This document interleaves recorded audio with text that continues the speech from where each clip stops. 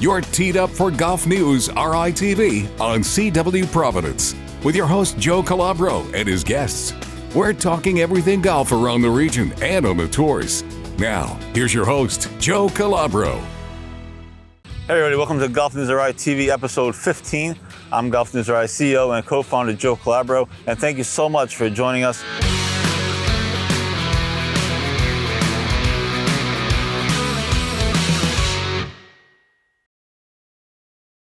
We are taping today here at Met-Links in East Providence, formerly Meta-Comet, of course. For today's episode, we're going to be joined by the legendary Paul Quigley. Paul, thank you so much for coming on. My pleasure. Thank you. Yeah, it's awesome to have you here. Always good to chat with you, of course. But you know, your family's obviously storied history in Rhode Island. You're legendary in your own right. What is it like to be Paul Quigley these days? It's an older version of Paul Quigley. I'll be 80 in April. I tell everybody that my mind hasn't told my body how old it is yet. So I'm still hanging in there. I do like to say when everyone asks about Dana and Brett, you know, Dana's my brother, Brett's my son. I like to say that I taught him how to play golf, and neither will admit it. and both are a fact. You're here at Met-Links, formerly Meta-Comet. You played here several times, you were saying. Give us some love to the place, but what do you think of the job they did here at Met-Links? I think overall they've done a nice job. Obviously, you know, they've made it 9 holes. It'll never be the old Meta-Comet. I was here for about 20 years. A lot of great times here. But what they've done is just for the audience, I guess, that hasn't played here, the first 3 holes are the same. Then you go up and around to the old 7th, which is a downhill par 3, so that's the same. Then you go up the hill to what was the 8th, and they've made 2 holes basically out of 8. They've made a drivable par 4. I think that's one of the coolest holes. It is, and they've done it's brand new green, and they've done a nice job with the green. It's got runoffs, so that even if you've got a 30-yard pitch shot, you've got to hit a good shot to get close. From that green, you go back a little and you play over the ravine to the old 8th green. That's the same green. Then you go to the 9th tee, which was a shortish par 5, and you play to the 6th green, which has been reshaped. So it's about 140, 50-yard par 3. 8, with the new 8, is the old 4th with an added tee up top. So it's a par 5 now, reachable for the long hitters. But same green, everything pretty much the same there. And then you finish on the 5th hole, which is the uphill par 3 by what was the clubhouse. And that's the same hole. So they've done, you know, they've got 6 holes that are basically the same, with 3 new complexes. Yeah, I played it once. We were here. We taped TV with Rob McNeil the couple days before it opened, or a week before it actually opened. And I actually got to play it with my friend Jay Barrow a bunch of weeks ago now, I guess. And I thought it was cool. I thought it was just as challenging as Meta-Comet was. I only played Meta-Comet once, so like I said, I don't have the emotional connection to Meta-Comet like everybody else does. Yeah. But I thought the one time I played Meta-Comet, I thought it was really challenging. For me, I stink. But for me, it was challenging, and I thought this place, you know, playing it was pretty challenging as well. I know the greens maybe aren't where they want them to be because they literally just opened. But I thought it was a cool place, and hopefully, you know, it'll be fun to see them down the road get involved in the community, the golf community, and maybe host a tournament or something, or a junior tournament, whatever it might be. Maybe we'll have a state par 3. You know, we used to do the state par 3 at the Firefly. Yeah. Obviously, this is an 18 holes, and that was an executive course, so it's a little different. But they've got the potential here. You know, these greens are probably, when I played it with my grandsons twice. They're probably running around 9. You know, which you got to put it in its context. I mean, it's a public course now, so if you make the greens 10-5. Or 11, which they were. 5 hours. Yeah, you'd stretch everything out, and it might not be as enjoyable. I'm gonna move on from Meta-Comet Met-Links, but real quick, a story you can tell Because I know there's stories that you probably can't tell. But when you come back here, what memories stand out to you about playing Meta-Comet? Or what memories does the holes bring back to you? Anything? I think when I came over here, I was at Rhode Island Country Club for 20 years. I love Rhode Island. Kids, I grew up, I caddied there when I was in college. We lived in Barrington. Kids spent the whole summers at the club. It got a little crowded for me because I was when everyone got to college or out of college, I was the only one that played. So Rhode Island got a little crowded for me. I came over here, and I think one of the best memories is that we put together, there were a bunch of good players here, and every day at 3:30, if you wanted, you met right here on this putting green. We chose up teams, and we went out and played 18. And I mean, you didn't have to call or anything. You just, if you were here by 3:15, you were in. And it was, we probably had a core of 20 guys, 4 or 5 foursomes, and no shots, just go play. And I think we developed some good players out of there. Now you're still playing. You're still competing. You played in the stroke play a couple weeks ago. I know you were saying that you have a bit of a hip problem, but how much do you still love playing? I mean, you still enjoy the game. You love being out there. I love the competition. I play with my grandkids now, which is great. I'm not sure I'd play much golf if I wasn't able to compete. I still love it. It's as silly as that sounds. No, not silly at all. I love grounding. I like grinding. I like every putt that has to go in the hole. Every shot means something. And I tell them, I made a mediocre career out of doing just that, and it's still fun for me. Yeah, it's so cool to see yourself, Doc Perry, other guys still out there playing, still competing. I think that's great. That's what's cool about golf, is that you can keep playing. I'm not trying to toot my own horn or anything, but in the old days, when guys, there weren't many senior events. Yeah. There was no, basically no senior tour or anything like that. Yeah. So what happened was, when guys like Freddie Campanelli and Frank McBride, all the great players of the real old days, when they got to be 50, they didn't play anymore. Right. There was no more competition unless you wanted to compete against the young guys. Right. Actually, let's hold that story and get a commercial break. This is GolfNewsRI TV. We'll be right back with more stories from Paul Quigley. We'll talk about the Senior Open and much more. This is GolfNewsRI TV. Stay tuned.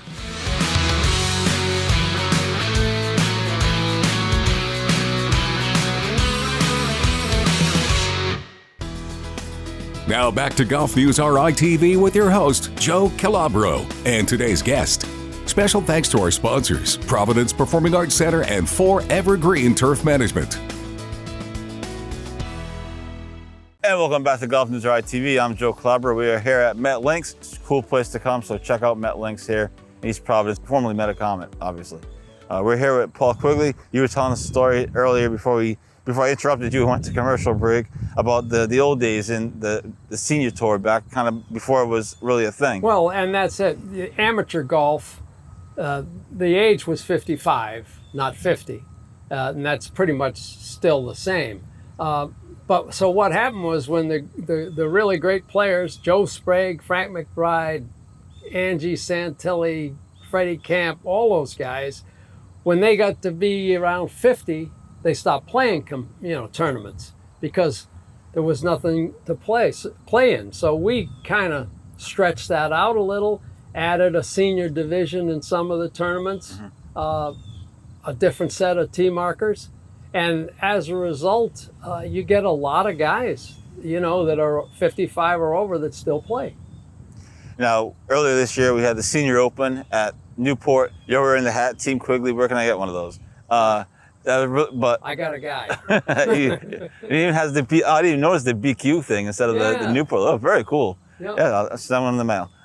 Anyway, but I always tell people, ask me how it was, and I always say that the coolest day for me was Monday afternoon because there was nobody there. There were no fans there. And I got to walk the back nine with Brett and Billy playing together. You were there as well. And there was no big entourage. They had the caddies, obviously. But it was really cool for me just to be able to kind of watch them up close, a little bit inside the ropes, but I tried not to be in the way.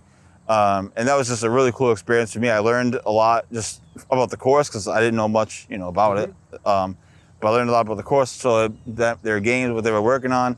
What was that? What's been cool for you to be, a Rhode Islander, to see, obviously Brett, your son, Billy Andrade, another Rhode Island legend, kind of playing together still all these years later, and at the Senior Open, U.S. Senior Open at Newport Country Club. I mean, I played numerous rounds with Billy at Rhode Island Country Club and Brad Faxon and Brett.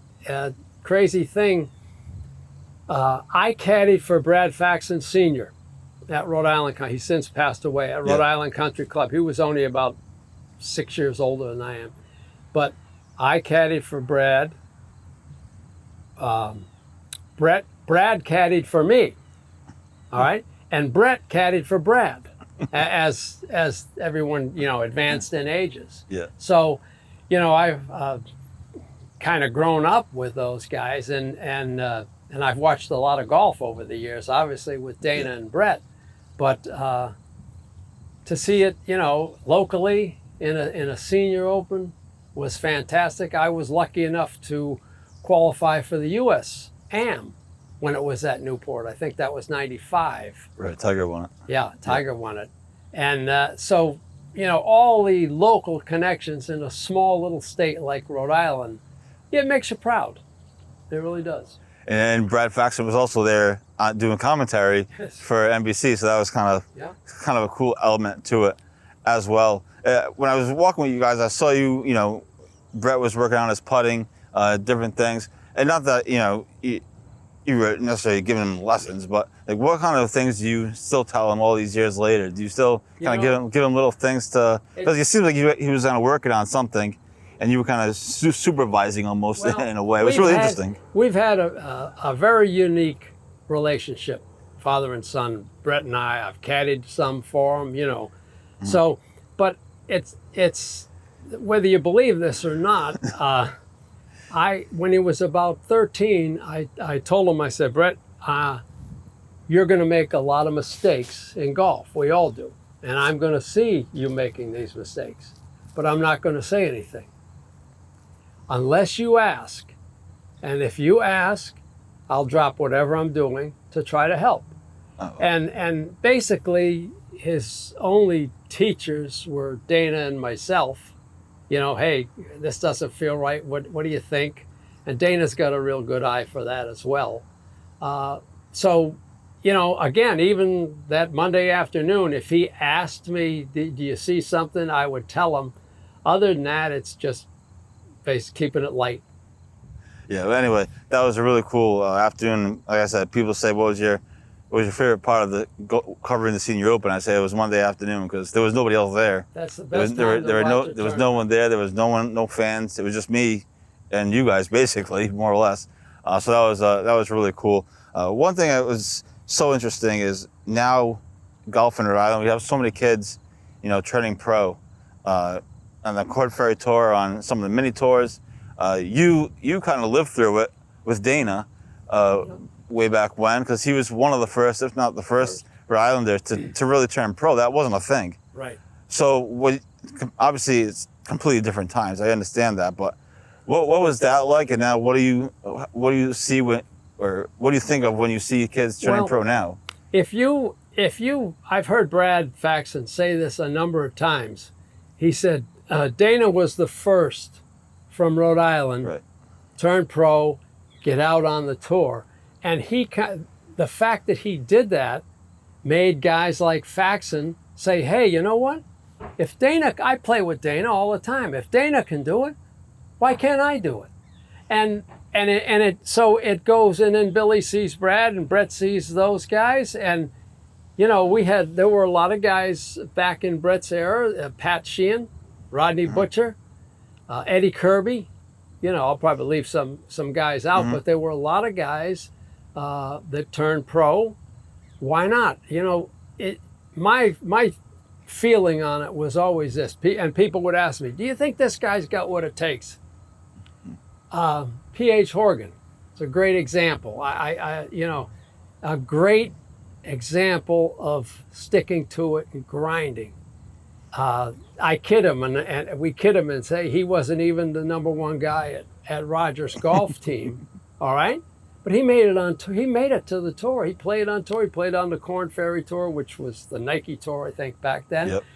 But think of it yourself. If you're 22 or 23 or whatever, you're young and you have aspiration of being a pro. Why not try it? Do you want to say, nah, maybe I'm not good enough? And then you wake up 40 years old and you say, I wonder if I could have done it. You know, my advice was, if your heart is in it, give it a shot. Why not? And it hasn't changed. The same guys you see, you know, today more and more young kids are ready at 16 years old. These guys at 16 years old are shooting scores that were unheard of back then. Oh, it's so much fun watching the juniors go out and play and how much talent there is. And now a lot of them are going back to college. A lot of them are going to big time colleges to play golf, which probably has never happened really in a long time. So really cool to see. We're going to take another commercial break. We'll be right back to wrap up the show with Paul Quigley and get his thoughts on the state of golf in Rhode Island and more. This is GolfNewsRI TV. We'll be right back. Now back to GolfNewsRI TV with your host, Joe Calabro, and today's guest.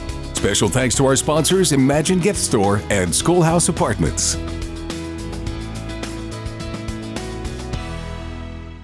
And welcome back to GolfNewsRI TV. I'm Joe Calabro. Again, we are here at Met Links. Thank you to them for allowing us to tape TV here.